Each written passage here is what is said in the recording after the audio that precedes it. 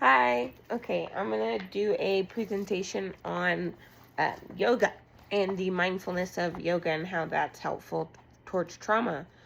So I have a few notes listed here, but basically, yoga and mindfulness practices are noticing what's happening inside without judgment and restoring trust in self and self-regulation.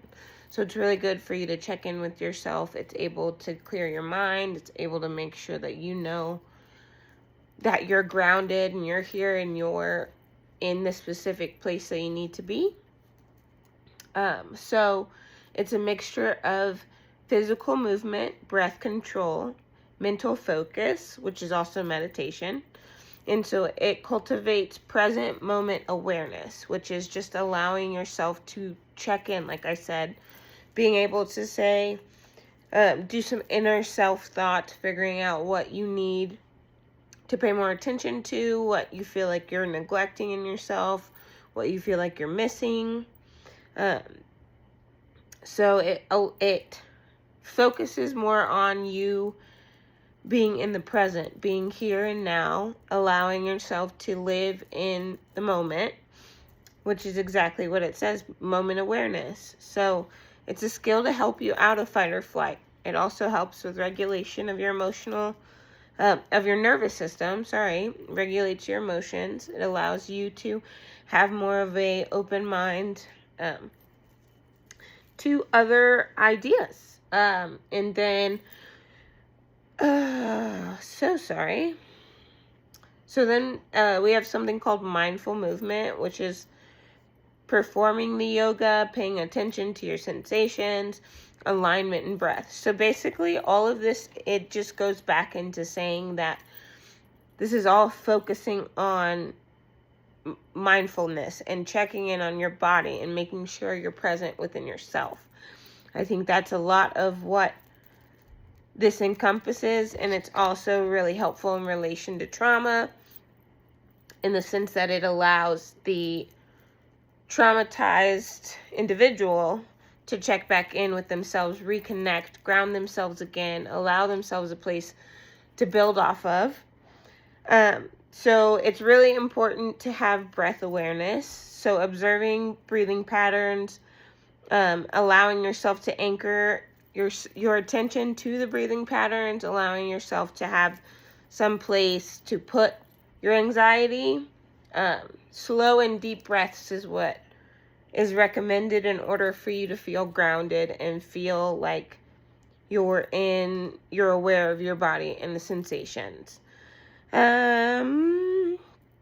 Okay, so one of the big parts of mindfulness is meditation. So meditation is a practice of stillness and inner observance, so it's helpful for the nervous system as well. It teaches you to pay attention to internal situations. Present movement awareness often feels like you're stuck in the past, but one of the things that meditation does is brings you out of feeling stuck. That's a lot of what the book is talking about when he says that oftentimes trauma survivors feel like they're stuck in the same place. Meditation also really is able to bring you back in, another layer of checking in with yourself, another layer of being able to see what you need and being able to provide yourself with whatever it is you're missing.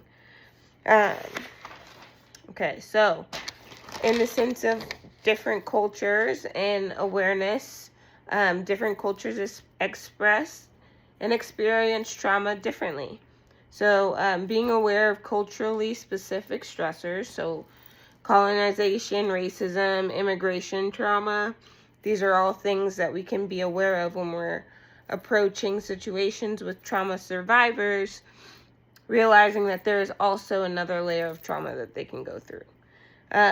So some of the physical, sensory, financial, inclusivity, some of those things to touch on, there is physically adaptive yoga, which allows for modifications. It allows for, if there are any physical ailments that you need assistance with, there's options to do seated yoga. There's options to do yoga in the water. There's options to do yoga just on your bed. There's a lot of options for breath work and yoga and mindfulness and meditation practices.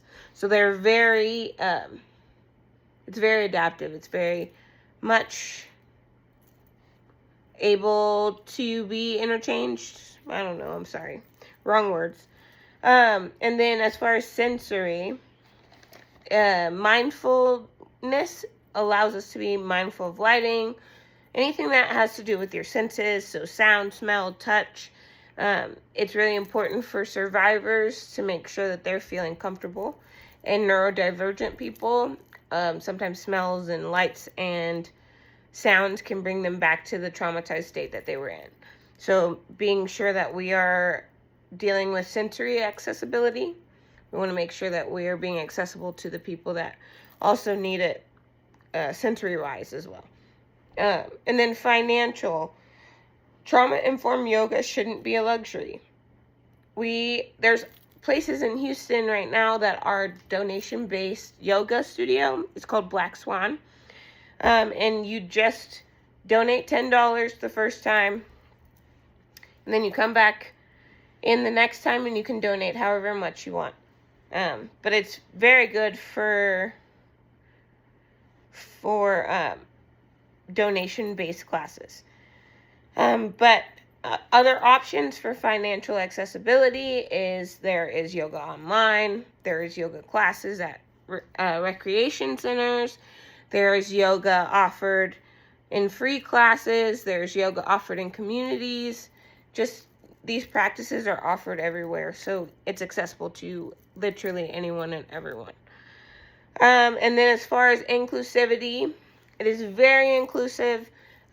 You don't have to be a gender, you don't have to be a specific color, a specific race, a specific cultural or orientation.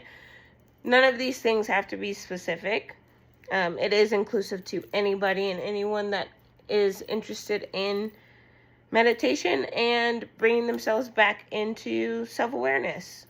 So I feel like I feel like that we're missing out on a big healing way for trauma. I don't feel like there is enough information out there for mindfulness practices and how it can help trauma survivors, and it can help with PTSD, and it can help with things that people just have never thought that yoga could help with. So I think that's pretty cool.